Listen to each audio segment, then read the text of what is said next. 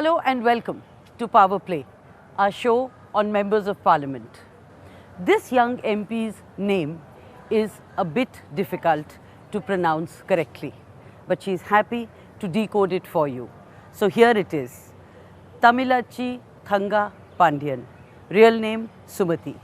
She's a person of many talents, so it would be unfair to summarize them in a few words. The best, to talk to her and discover each one of them. மக்கள் சபையின் உறுப்பினராக தேர்ந்தெடுக்கப்பட்ட தாசுமதி என்ற தமிழச்சி தங்கப்பாண்டியன் என்னும் நான் சட்டபூர்வமாக நிறுவப்பட்டுள்ள இந்திய அரசமைப்பில் உண்மையான நம்பிக்கையும் பற்றுதலும் கொண்டிருப்பேன் என்றும்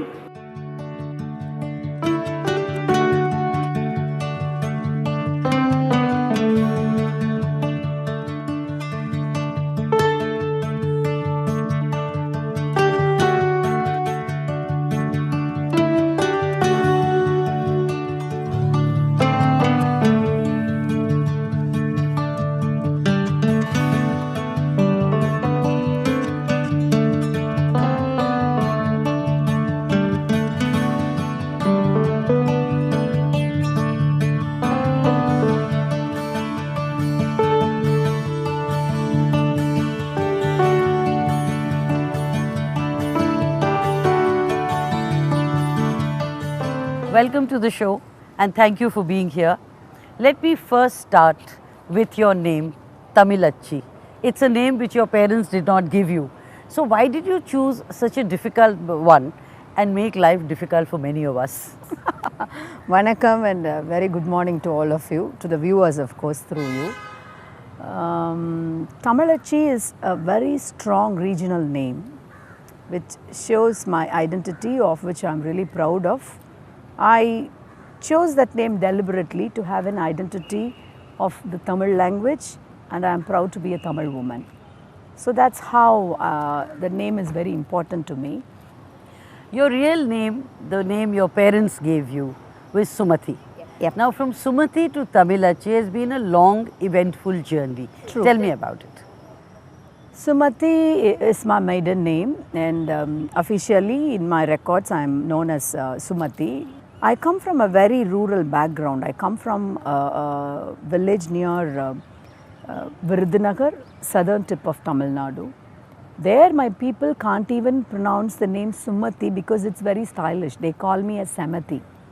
But Tamil is easier for them. Tamilachi is easier for them. Well, it is a real long journey. Sumati, I was being taught in an English medium school.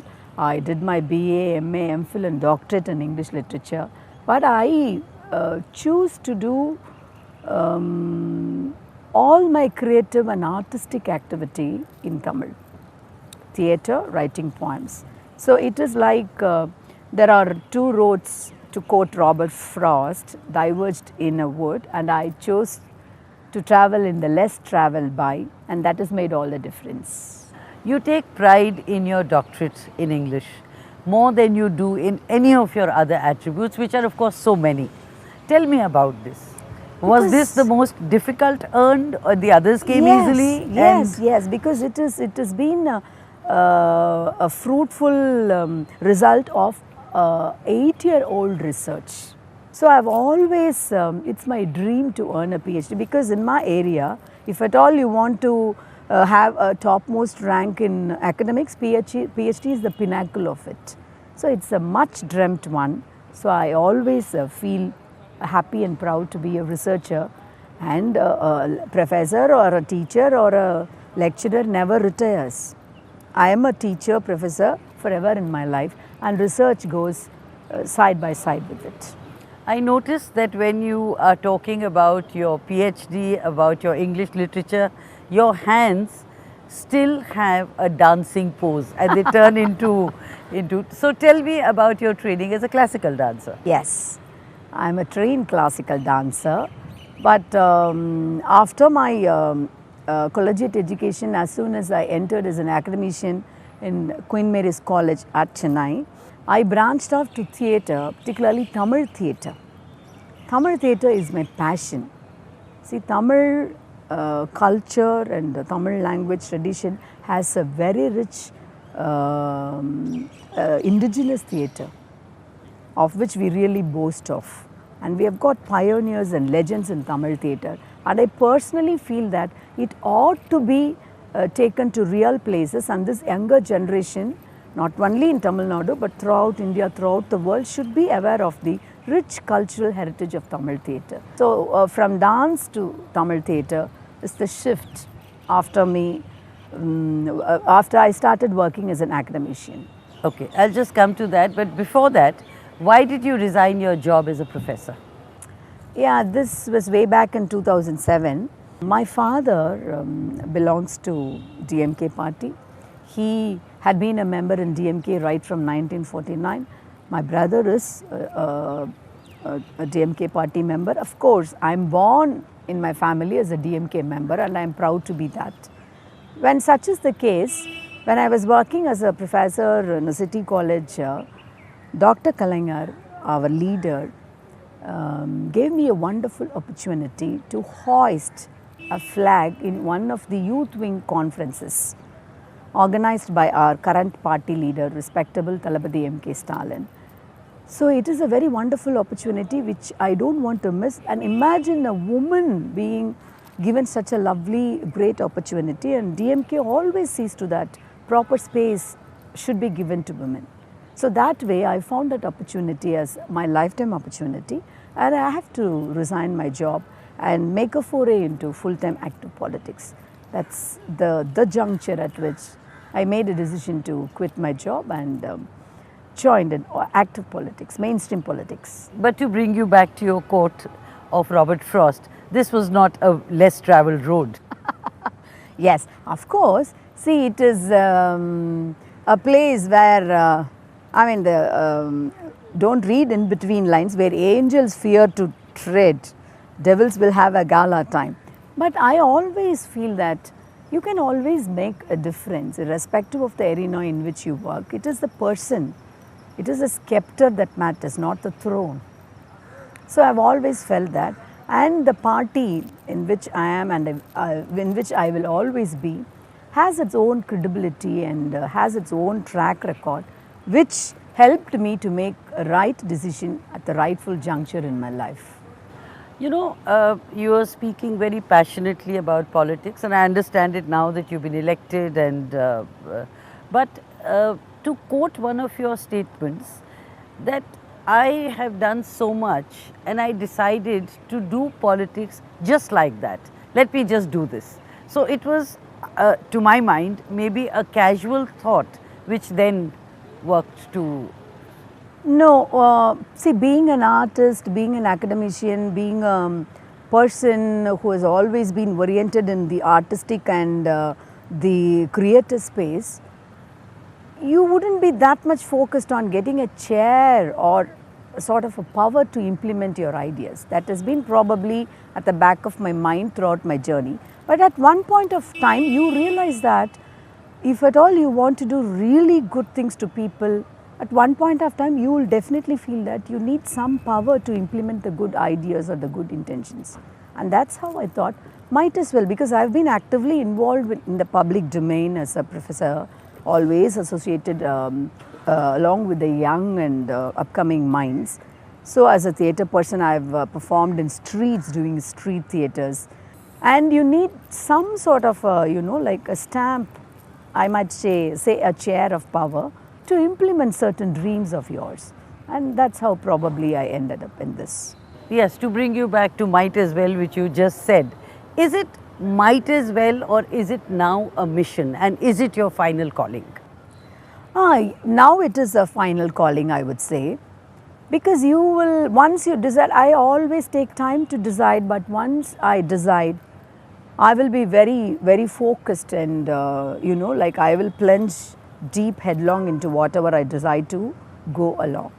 Of course, I never miss anything this way or that way. I always feel that the journey is very well important. So now I am more focused in fulfilling the promises and to just make their lives a little bit better when after becoming an elected representative of them.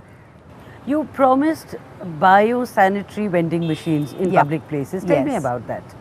I come from a very rural background, as I told you, and I've always looked at the plight of women and girls when they find it difficult to answer the call of nature, as well as to, you know, like to attend to many other things regarding the biological needs of a woman or a girl.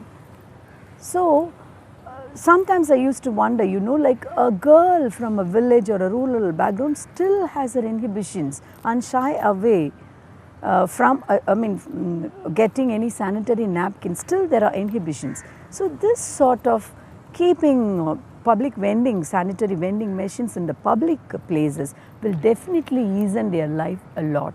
The health and hygiene of, for that matter, any urban woman or a rural woman is my primary concern. To my mind, at the ground level, for her to actually cover that distance physically alone and go and get that sanitary napkin may be a challenge. Initially, we might, I am looking at this tricky situation in two ways. Initially, you might install such machines in a friendly places, much, you know, like near to a school or to a hospital, wherein, you know, like lot of crowds will be there. The girl may feel a little, you know, like confident, not in very isolated or in a very desolated places, maybe in a people friendly places that would help her. And always it is difficult to make the first step. The initiative will definitely take up. I don't know if you watch or if you're aware of Hindi films, but you must be. Is this a takeoff or an inspiration from Akshay Kumar's film Padman? Because we have started it much ahead of that. Of course, that's a very good film, and people talk about, insistence of a public toilet in, it's been, you know, much talked about, many film actors advertise for that. And this is an initiative I thought of it much ahead of Akshay's film. We would definitely appreciate, because that would put the message across to so many people. People might have been more aware of it after the movie. Let me take you back to English, and if I may use the word, versus Tamil. Okay.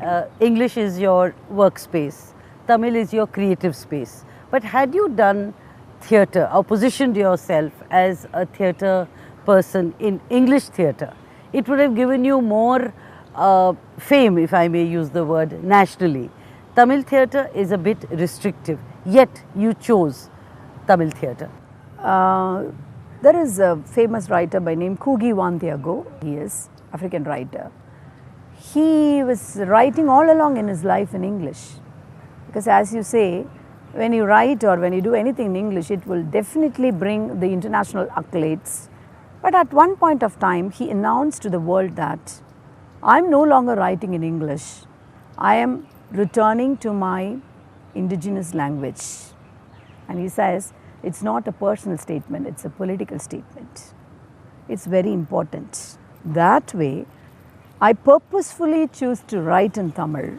I purposefully choose to perform and to engage myself in Tamil theatre, because it's a very political stand that I take when I choose to write in Tamil, when I choose to engage myself in Tamil theatre.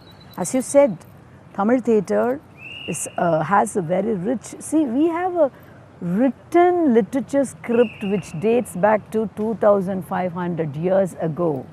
So it should be promoted and it should be passed on to the next gen.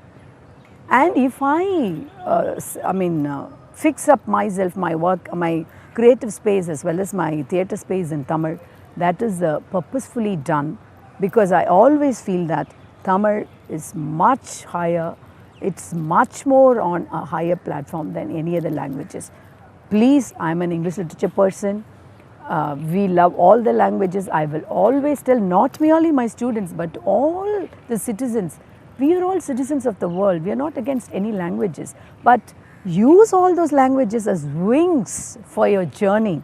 But you have to be deep rooted with your feet or foot grounded in your roots and mother tongue. So would we be hearing a lot of Tamil in Parliament now during your speeches? course, Or of are you going to course. be speaking in English? I will speak in English because, yeah. And on and off, probably I may branch off to, or I may spice my speeches with poems or little couplets in Tamil, which of course you'll all enjoy listening to me. We enjoy all the other languages, French or Urdu or whatever it is. We don't have any enmity towards. Only when it comes to imposition or any compulsion of the languages, we do have reservations. Otherwise, literature and art transcends all barriers of race, language, culture. You also tried your hand in films, but Yep. not as an actor, but as a lyricist. You're good looking, you're very presentable, you're very articulate. Why didn't you take up the role of one of the main actors in a film? True, but I was very, very particular that my stint in the film should be through my creativity initially. I've written a dialogue for an upcoming film, Paris, Paris, wherein Kajal Agarwal has done the lead role, directed by Ramesh Arvind. And I've penned the lyrics for director Bala, renowned directors Mishkin in Tamil. And since I'm a poet basically, I love lyrics is my first preference. But I have always felt that theatre has much more space than the films. I'm very confused. Literature, politics, theatre, writing, lyrics. What are your priorities? As I told you, teaching, academics, any day an academician is an academician. I mean, don't see me as a high-handed, see this as a high-handed statement, but I always believe that poets are born. That I've always got great reverence for our great Tamil poets. I always feel that creativity is not a skill. Any other things you can earn, but theatre, writing poems, it's not a skill. So I am proud. My first priority would be my creative space, academics then. And since now I am an elected representative of South Chennai constituency, now here and afterwards, my topmost priority would be to serve them, to fulfill my promises. So that way you would list an MP, a creative poet, an academician, and always a researcher, which is my passion. But yet politics is just by the way.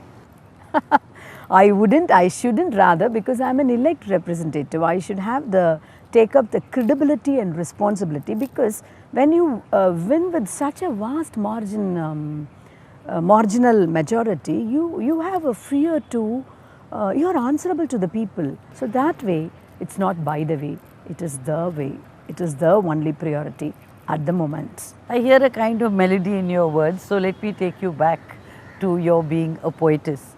The poetess in you emerged, unfortunately, after your father passed on. Take me back to those years of pain, anguish, how it happened, and then how you channelized that creativity into something more meaningful. See, we always think about, as poets, like we always think about death is often a repeated topic in all the poems, right from Emily Dickinson to whoever it is. But that was the first emotional personal experience his death was, and my world is totally shattered. Probably, like I learned the worst lessons in my life in a very personal level after his death. And I started reading a lot. Osho came into my life, Lord Su, Zen, and Sittargal in Tamil Sittargal. And I went to philosophy and all those poems, and that's how I just gathered myself. And that has actually triggered of my poetry. I used to write, like even before my father's death, I used to write in bits and pieces, and I never was keen in publishing anything, and I never, even now it is up to the readers to decide whether I am a poet or not. Because once you write a poem, it doesn't belong to you, it belongs to you and the readers.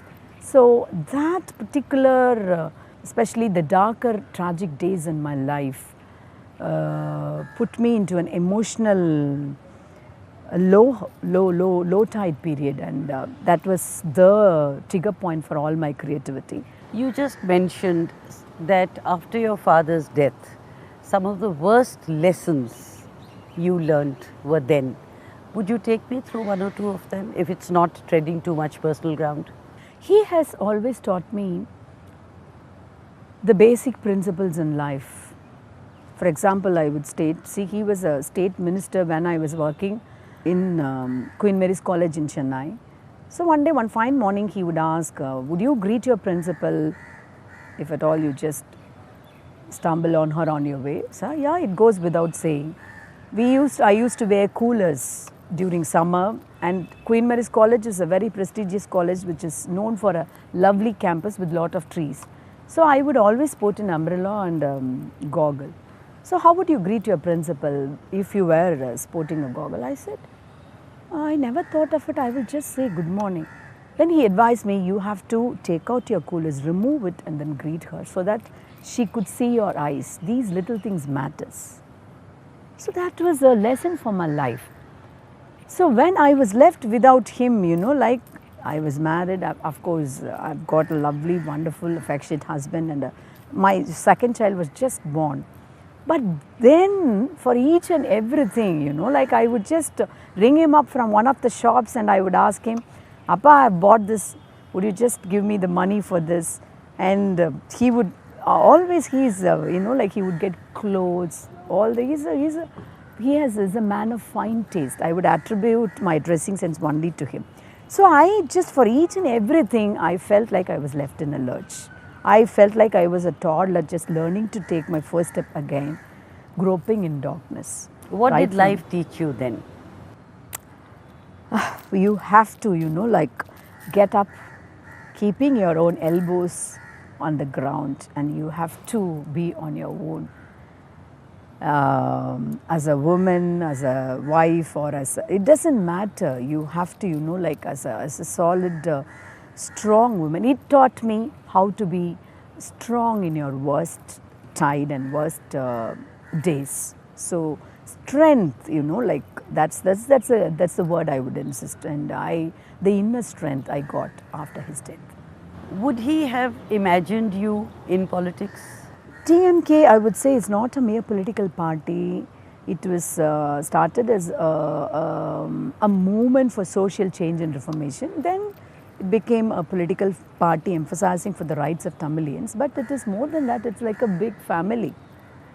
See, for all the conferences, for any meetings, we would all attend in families. So I grew up listening to the principles and the talks of Thandai Periyar, Peraringer Anna and Dr. Kalaignar.